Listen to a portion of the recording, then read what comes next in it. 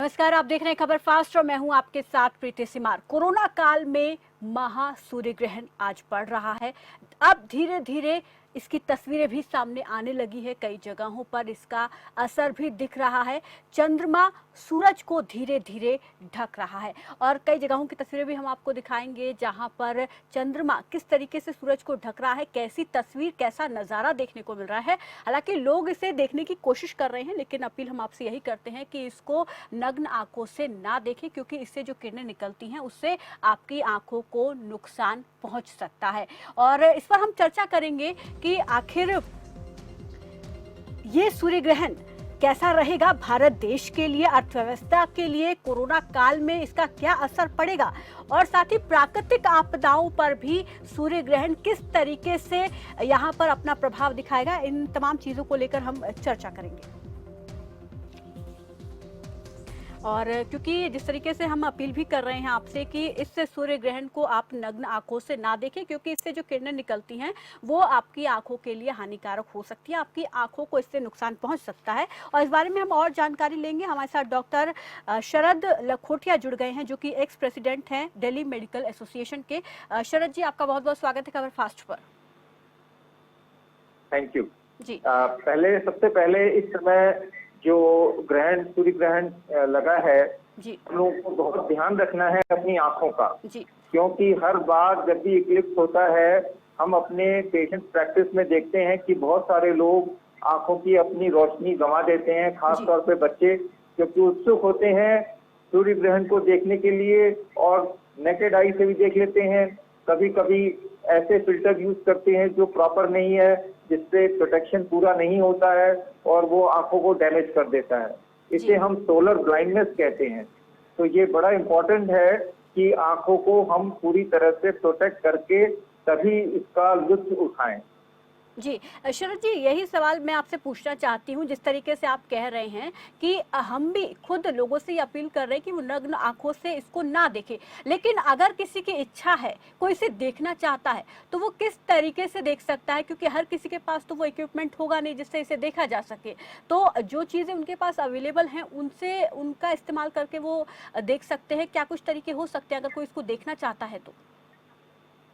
देखिए, बाजार में सोलर फिल्टर्स मिलते हैं। जी, ये स्पेशल टाइप के फिल्टर्स हैं जिनकी एक स्पेसिफिसिटी है और वो स्पेसिफिसिटी से जो फिट होते हैं उन्हीं से ही देखना चाहिए।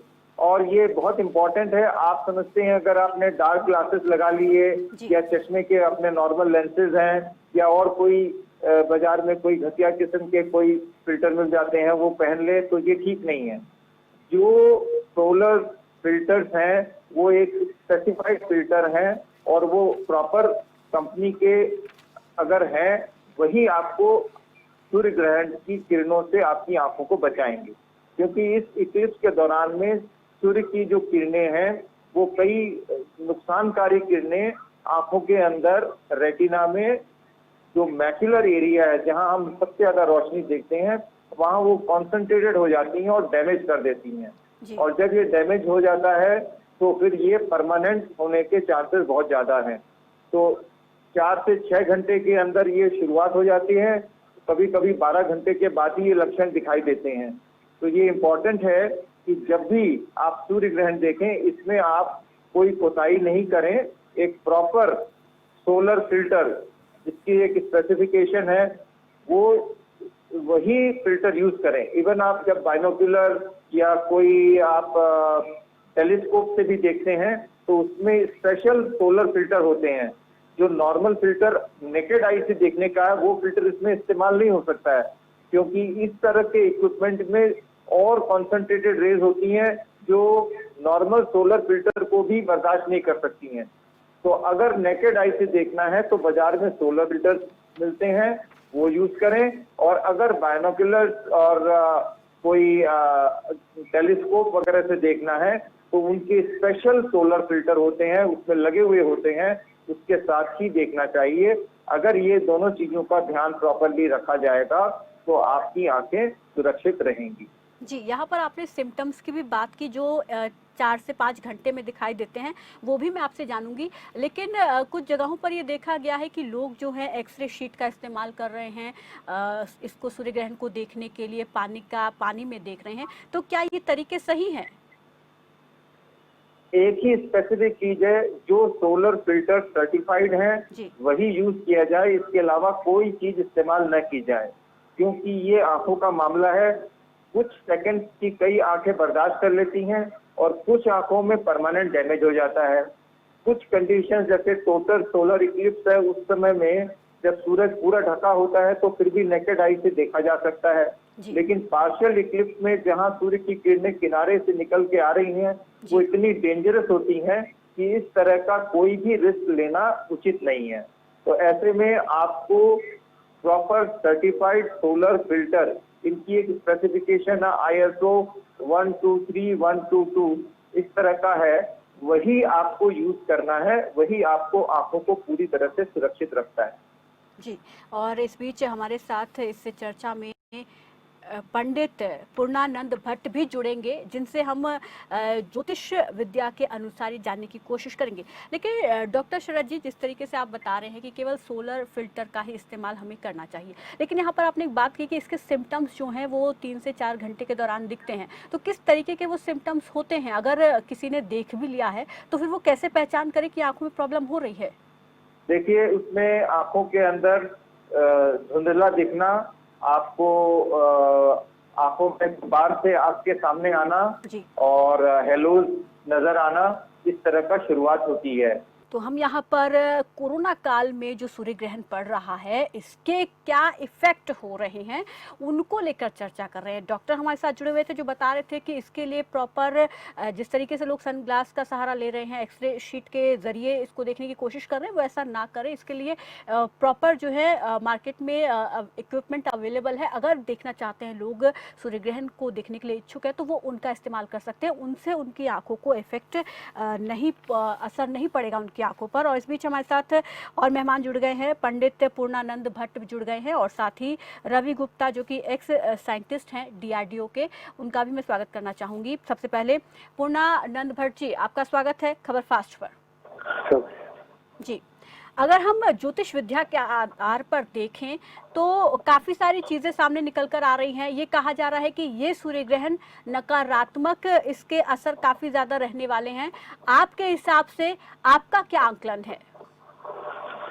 मेरा आकलन तो ये है कि जितने भी ज्योतिष शास्त्रीय विधि हैं, जी, ग्रहण, चाहे वो सूर्य ग्रहण हो या चंद्र ग्रहण हो, ग्रहणों का प्रभाव जन सामान्य से लेके और समस्त संसार पे इसका असर अच्छा नहीं होता है। जी, तो ये ग्रहण भी तकरीबन कोई अच्छा नहीं माना गया है। लेकिन इसमें यह भी कहा जा रहा है कि ये कुछ राशियों को प्रभावित करेगा, जबकि कुछ के लिए इसके प्रभाव सकारात्मक देखने को मिलेंगे। ग्रहण के नकारात्मक प्रभाव वहीं पड़ते हैं जहाँ ये दिखाई देता है। जी, जहाँ ये दिखाई न दे वहाँ के लिए कुछ भी नहीं।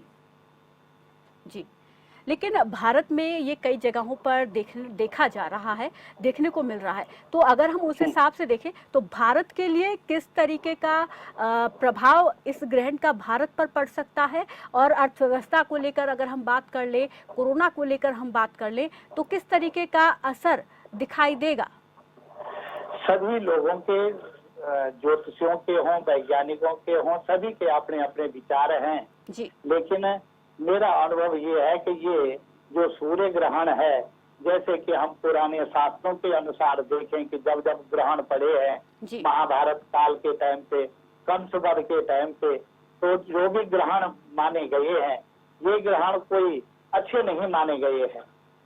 मेरे विचार से इस ग्रहण का प्रभाव देश के लिए, कोरोना से संबंधित और एक व्यक्तिगत तौर पे भी अलग अलग राशियों के लिए ये ज्यादा शुभ नहीं माना गया है। जी, डॉक्टर शरद जी, आप भी क्या इन बातों से इत्तेफाक रखते हैं?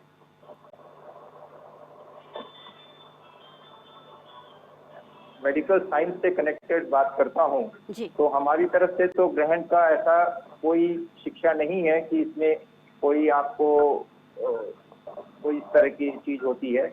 लेकिन व्यावहारिक तौर पे और मेडिकल साइंस के बियॉन्ड अगर हम जाते हैं और अपने पुराने संस्कार और पुरानी चीजें और हमारा पुराना जो इतिहास है, साहित्य है और जो नॉलेज है, उसके हिसाब से जो ये बातें हैं बड़ी तर्क सम्मत हैं, क्योंकि ये हर बार देखा गया है और बहुत सारी ऐसी घटनाएं पहले भी इससे कोरिलेट की गई हैं, तो इसको नकारात्मक दृष्टि से नहीं देख सकते हैं। हाँ, ये है कि और जानकारी हमें जैसे जैसे मिल रही है, हमें हर बात को सतर्कता से जरूर लेना है जी। लेकिन साइंटिफिक तरीके से अगर देखा जाए तो इसके कुछ नेगेटिव तो असर जो है वो ज़रूर दिखते होंगे। जिस तरीके से हम आंखों को लेकर ही बात कर रहे थे, रेस की वजह से जो किरणें निकलती हैं वो हार्मफुल होती हैं आंखों के लिए। क्या अगर हम साइंटिफिक तरीके से देखें तो क्या उस हिसाब से भी असर पड़ता है? आप ये चीज़ मानते हैं? देखिए, जब ये रेज निकल रही हैं तो क्योंकि मैं आई सर्जन हूँ, आई स्पेशलिस्ट हूँ, मैं ये बता सकता हूँ कि ये किरणें बहुत तरह से प्रभाव डालती हैं आंखों में। छुटपुट जो चीजें हैं, छुटपुट कंडीशन तो है, आंखों में लाली आ जाना, आंख में दर्द होना और ये सब चीजें तो ठीक हो जाती हैं। लेकिन जो रोशनी वाली पार्ट है वो मैक्यूला में डैमेज होता है और हम जब पर्दा देखते हैं तो वहाँ बिल्कुल येलो कलर के डेब्रिस डिपॉजिट हो जाते हैं जो कि सेल्स डैमेज के कारण होते हैं और जैसे जैसे उम्र बढ़ती है ये बढ़ते चले जाते हैं। तो ये मेरी तरफ से तो ये बड़ा संदेश है कि आंखों को अपने बचा के रखना है सूर्य ग्रहण से। तो क्या आंखों पर ही इसका इफेक्ट, क्योंकि हम आंखों से इसे देखेंगे, लेकिन अगर हम नहीं देख रहे हैं, अगर हमें किसी जरूरी काम से बाहर भी जाना पड़ रहा है, जो अभी फिलहाल ग्रहण पड़ रहा है, अगर इस दौरान हम बाहर जाते हैं, हम सूरज को ना देखें, लेकिन क्या फिर स्किन पर भी उसका असर पड़ेगा? देखिए, ये एस्ट्रोनॉमी और एस्ट्रोलॉजर इन्होंने मिलके, पहले हिंदुस्तान में हमारे यहाँ एस्ट्रोलॉजर्स और एस्ट्रोनॉमी में डायरेक्ट कनेक्शन था, एक ही व्यक्ति दोनों चीजों का विद्वान था। तो उन्होंने बहुत सारी चीजें स्टैब्लिश की हैं जो कि ग्रहण से कनेक्टेड है और आज भी इवन साइंटिफिक कम्युनिटी भी इस बात पे मना नहीं करती है कि सूर्य ग्रहण के समय आपको खाना नहीं चाहिए, आपको पानी नहीं पीना चाहिए।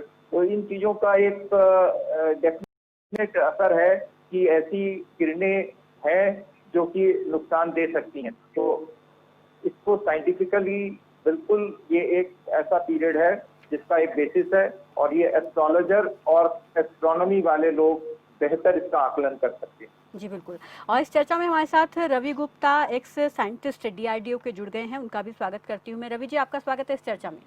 धन्यवाद प्रीति जी। जी, जिस तरीके से हम यहाँ पर बात कर रहे हैं, कोरोना काल में सूर्य ग्रहण पड़ रहा है, इसका असर किस तरीके से, क्योंकि हम ज्योतिष विद्या के हिसाब से देखें तो ज्योतिष जो है वो ये बताते हैं कि इसका नकारात्मक प्रभाव पड़ेगा। हालांकि हर ज्योतिष अपना आंकलन अलग तरीके से कर रहे हैं, वो कह रहे हैं कि इसका नकारात्मक प्रभाव ज़्यादा देखने को मिलेगा, कोरोना के मामले एकदम से बढ़ेंगे और साथ ही देश में जो अर्थव्यवस्था की स्थिति है उस पर भी असर देखने को मिलेगा। लेकिन अगर हम साइंटिफिक तौर पर देखें तो साइंटिफिक पहलू क्या कहता है इसका? देखिए, साइंटिफिक पहलू में देखिए दो अलग चीजें होती हैं। एक तो होता है कॉज एंड इफेक्ट जी। तो हमने ज्यादातर जो चीजों को देखते हैं वो एक आइसोलेशन में देखते हैं जी। अब अगर हम एक एस्ट्रोनॉमिकल फिनोमिना की तरह से देखें जी, तो उसका सीधा सा हिसाब है कि एक दो ग्रह हैं आपस में एक दूसरे के जो इनकी स्थिति बनी है चंद्रमा की छाया के कारण आपको सूर्य दिखाई नहीं दे पाएगा। एक प्योरली साइंटिफिक एक फैक्ट है ये जी। अब रही बात जो एस्ट्रोलॉजी की, ज्योतिष की, देखिए भारत का ज्योतिष शास्त्र अपने आप में एक साइंस रहा है, वैदिक साइंस का एक हिस्सा है ये। लेकिन मैं ये नहीं कहूंगा कि जो कुछ वदंतियां चलती आ रही हैं उनको आंख बंद करके माना जाए जी। जो कुछ ग्रहण के बारे में समाज में जो प्रथाएं चली हुई हैं, एक ये ना तो ज्योतिष का हिस्सा मैं मान के चलता हूँ, ना इसको विज्ञान का हिस्सा मानता हूँ। ये ट्रेडिशंस हैं और ट्रेडिशंस को आंख बंद करके नकारना भी नहीं चाहिए जी। अगर हम बात करें साइंटिफिक किसी भी चीज से उत्पन्न खतरे की जी, तो वैज्ञानिक भी इस बात को मानते हैं कि इस समय जो पोजीशन सन, मून और अर्थ की है उसके कारण इनके जो मैग्नेटिज्म फील्ड है उसमें प्रभाव पड़ता है, ओशियंस के ऊपर प्रभाव पड़ता है, समुद्र की लहरों पर प्रभाव पड़ता है जी। और अंधेरा छा जाता है। तो ये तमाम चीजें हैं जो असर तो डाल रही हैं। अब किसी चीज का कि जब मैं घर से निकलूं या नहीं निकलूं, या मैं खाना खाऊं कि नहीं खाऊं, इस चीज पे साइंस ने इनका कोई असर कोई देखा नहीं है, स्टडी नहीं किया है। क्योंकि ये कहा जाता है कि जब ग्रहण पड़ता है तो खाना नहीं खाना चाहिए, तुलसी का पत्ता उसमें रखना चाहिए। खासतौर पर प्रेग्नेंट लेडीज के लिए कहा जाता है कि वो घर से बाहर ना निकले, कई एहतियात बरतने के लिए उनसे कहा जाता है। तो क्या साइंस इस बात को मानता है? नहीं, साइंस में मेरी नॉलेज में ऐसी कोई डिटेल स्टडीज प्रेग्नेंट लेडीज के ऊपर या खाने के ऊपर प्रभाव के ऊपर कोई प्रॉपरली स्टडीज की नहीं गई हैं, इसलिए वैज्ञानिक तौर पर ना मैं इनको ना कहूंगा या ना हाँ कहूंगा। लेकिन साथ में एक बात और भी है कि जो टाइम टेस्टेड ट्रेडिशंस होते हैं, देखिए समाज में अब हम कोरोना की बात करते हैं जी। तो कोरोना एक बीमारी है, एक इन्फेक्शन है, सब जानते हैं जी। क्या हम इससे इतने डर जाएं कि घर से निकलना छोड़ दें? हमने शुरुआती दिनों में लॉकडाउन रखा, एहतियात बरती। जहां भारत ने एहतियात बरती तो भारत बहुत बच के रहा है। जिन देशों ने एहतियात नहीं बरती उनका जो क्या हाल हुआ आप सब जानते हैं जी। अब इसको आप दूसरे तरीके से लीजिए, क्या समाज में जो करोड़ों की पॉपुलेशन है, क्या सभी लोग इतने जागरूक हैं? क्या वो इन बातों को समझ सकते हैं कि रेडिएशन का इफेक्ट क्या होगा? सब लोग मैं एक वैज्ञानिक के नाते अगर मैं बाहर निकलता हूँ, एक वैज्ञानिक उपकरणों को इस्तेमाल करके पूरी सुरक्षा का ध्यान रखते हुए, अपनी आंखों का ध्यान रखते हुए मैं अगर सूर्य की स्टडी करता हूँ तो ये एक बिल्कुल अलग डायमेंशन है और हमें करनी चाहिए। हमें इन चीजों को बहुत ध्यान से देखना चाहिए, समझना चाहिए कि इनमें वास्तविकता क्या है। रही बात एक आम जनता के लिए जो एक नियम बनाया गया है जी। तो जो ट्रेडिशन चलते आ रहे हैं, एक सड़क में चलते 1000 में से 90 लोगों को नहीं मालूम होगा कि इसका मैग्नेटिक प्रभाव कुछ होगा या नहीं होगा, या किरणों का प्रभाव होगा कि नहीं होगा। तो एक जो ट्रेडिशंस होते हैं वो एक सामान्य जनता के लिए होते हैं। तो क्या हम इसे अंधविश्वास का नाम दे सकते हैं? इसे अंधविश्वास कहा जा सकता है? क्या कहा सकता है? अंदेशे से देखिए, एक वैज्ञानिक के तौर पे मैं उस बात को ना हाँ कहूंगा ना कहूंगा जब तक कि मैंने या किसी वैज्ञानिक ने उसको सिस्टमेटिकली स्टडी नहीं किया है। अब अगर कोई कहता है कि प्रेग्नेंट लेडीज पे प्रभाव पड़ता है, ये शास्त्रों में कहा जा रहा है, ट्रेडिशन में कहा गया है जी। तो अगर तरीका ये है कि आप ग्रहण के समय आप एनिमल्स पे स्टडीज कीजिए, 1000-2000 एनिमल्स, डिफरेंट टाइप के एनिमल्स पे स्टडी कीजिए कि देखें उनके ऊपर क्या असर पड़ता है और असर तुरंत पड़ता है या उस बच्चे में 20 साल 25 साल के बाद जाके क्या असर पड़ता है। तब तो आप कह सकते हैं कि हाँ भाई ये तो चेंजेस हुए, हमने कहा कि सब नहीं लगा, कुछ नहीं होता जी। तो अब आंख बंद करके मैं इसको ना तो मुझे मानना चाहिए एक वैज्ञानिक के तौर पे और ना ही मैं इसको नकार सकता हूँ। ठीक है। पूर्णानंद जी, जिस तरीके से यहाँ पर हम बात कर रहे हैं, हालांकि ज्योतिष विद्या जो है वो तर्क के साथ बातों को कहती है। मैंने बहुत सारी जगह पढ़ा, उसमें तर्क के साथ ही बातें कही गई कि इस दौरान जो है प्रेग्नेंट लेडीज को सिलाई नहीं करनी चाहिए, खाना नहीं खाना चाहिए, सोना नहीं चाहिए, बहुत सारी चीजें इस दौरान नहीं करनी चाहिए, सावधानी बरतने की बात ज्योतिष विद्या कहती है। तो आप ये मानते हैं ये सही है? देखो जी, मानना और न मानना जी, ये जो शास्त्रों में लिखा गया है उसी आधार पे मैं अपना तर्क दे सकता हूँ जी। कि शास्त्रों में लिखा है कि गर्भवती स्त्रियों को पहले तो उस ग्रहण के दर्शन तक नहीं करने चाहिए जी। नहीं तो उस समय के कोई भी वस्तु, कोई हथियार से, जैसे चाकू है, कोई काटने वाली चीज है, वो चीज नहीं काटनी चाहिए, नहीं तो क्या उसका असर गर्भ पे पड़ता है जी। डॉक्टर शरद जी, ऐसा हो सकता है क्या? बात हुई थी कि साइंटिफिकली जो हमारे पास नॉलेज है और जो हमारे पास प्रूवन, आजकल हम लोग सब एविडेंस बेस्ड मेडिसिन पे बात करते हैं। मेडिकली कोई भी बात को, तथ्यों को हम ऐसे नहीं स्वीकार कर सकते हैं कि ये ऐसा हो रहा है, नहीं, जब तक एक क्लिनिकल स्टडी नहीं हो या किसी तरह की साइंटिफिक एविडेंस नहीं हो। और आजकल तो जैसे बताया मैंने, एविडेंस बेस्ड मेडिसिन पे ज्यादा एम्फेसिस है, तो मैं किसी तरह के इन तथ्यों को नहीं कह सकता हूँ। नहीं, लेकिन जैसे ये कहा जा रहा है कि प्रेग्नेंट लेडी अगर सिलाई करती है तो ये कहा जाता है कि पेट में पल रहा बच्चा उसके शरीर में कट के निशान हो सकते हैं, वो विकलांग पैदा हो सकता है। ये साइंटिफिकली कोई प्रूवन स्टडी नहीं है, इसीलिए कोई भी डॉक्टर साइंटिफिक बेसिस पे इसको नहीं कर सकता। बट हर डॉक्टर एक हिंदुस्तानी भी है, हर डॉक्टर एक स्पिरिचुअल इंसान है, भारतीय सभ्यता में विश्वास करता है, भारत की सभ्यता के साथ नियम करता है, मंदिर भी जाता है, पुजारियों के बताए हुए चीजें भी करता है, ग्रह भी देखता है। इस हिसाब से ये जो मान्यताएं हैं उसका एक मूल्य हो सकता है, और हमारी बुद्धि या हमारी नॉलेज इतनी नहीं है कि हम इसको अभी समझ सकें। तो इसको मैं न्यूट्रल रख के ये कहता हूँ कि जो आपका विश्वास है, और विश्वास का एक तथ्य ये है कि हमारी पुरानी ये ठीक है, इसको हम एक्सेप्ट करते हैं, तब तो ठीक है। लेकिन विश्वास भी अगर हम तर्क के आधार पर करें तो ज्यादा बेहतर होगा। तर्क पे आधार पे तभी बेहतर होगा जब तर्क पे पूरी स्टडी की जाएगी। जिस चीज की स्टडी नहीं करें तो तर्क क्या होगा। जी रवि गुप्ता जी। थोड़ा सा एक और ऐड करना चाहूंगा। जी बिल्कुल। जैसे आपने उदाहरण लिया कि प्रेग्नेंट लेडी के लिए सिलाई करने का। जी। आप देखिए कि जिस समय ट्रेडिशन बनाए गए हैं, थोड़ा उस समय की स्थिति को विजुअलाइज कीजिए। आपके पास ना बिजली है जी। जब ग्रहण लगेगा, सूर्य ग्रहण होगा तो घर में रात जैसा अंधेरा छाएगा जी। अब आपको मैं याद लाना चाहूंगा कि हमारे ट्रेडिशंस में प्रेग्नेंट लेडीज के लिए ही नहीं, सभी के लिए रात के समय सुई का धागे का इस्तेमाल करना, चाकू का इस्तेमाल करना, घर में झाड़ू लगाना, ये वर्जित माना जाता था जी। और उसके लिए देखिए जो कहा गया है कि बच्चे में कट होगा या डैमेज होगा जी। एक बात देखिए, हमारे ट्रेडिशन जो है, जो एक आम आदमी के लिए जो बनाए जाते हैं, सबसे बड़ा जो कंट्रोलिंग फैक्टर होता है, सबसे बड़ा कानून होता है, वो भय का होता है, डर का होता है जी। आपने कह दिया कि बच्चे में संभावना होगी कि भाई विकलांग पैदा होगा तो डर के मारे कोई उन कामों को नहीं करेगा। आप उनको बताएंगे कि साहब साइंटिफिक रीजन ये है कि आपके घर में अंधेरा है, तिनके छुप सकते हैं, कील आपके पैर में लग सकती है और प्रेग्नेंट लेडी को जब लगेगा तो आप ये विज्ञान और डॉक्टर सब मानेंगे कि एक प्रेग्नेंट लेडी के समय, उस समय जो स्थिति होती है उसको खतरा बाकी चीजों से अधिक रहता है।